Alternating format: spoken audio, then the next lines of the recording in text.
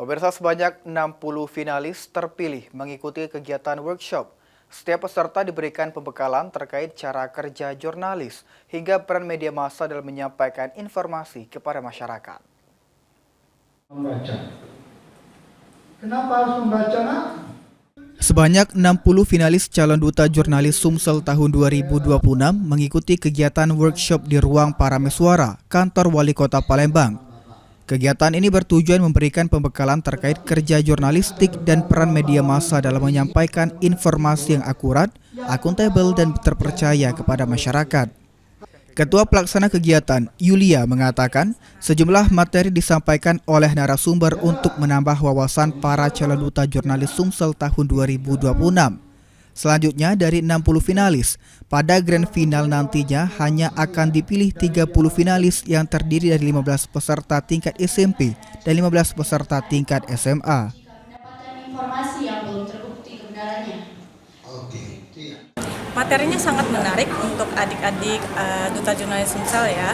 Jadi di sini mereka bisa belajar tentang public speaking, mereka bisa belajar tentang cara penulisan berita, dan itu cukup untuk bekal untuk mereka untuk menjadi jurnalis. Sementara itu, pemateri kegiatan workshop sekaligus Pranata Humas Diskominfo Kota Palembang, Cevi Nugraha, mengatakan duta jurnalis yang terpilih nantinya harus memahami cara penulisan berita hingga mampu menyaring informasi berdasarkan fakta dan data sesuai dengan undang-undang serta kode etik jurnalistik.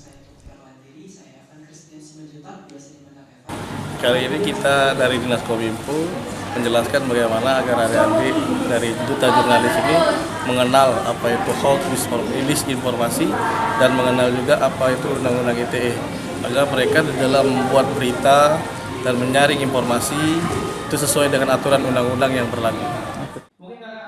Selain itu, dengan adanya peran duta jurnalis, diharapkan generasi muda dapat lebih bijak dalam menerima maupun menyampaikan informasi sehingga tidak mudah terpengaruh oleh berita bohong. Duta Jurnalis Sumsel tahun 2026. Informatif, inspiratif, berintegritas. Eki Saputra, PAL TV.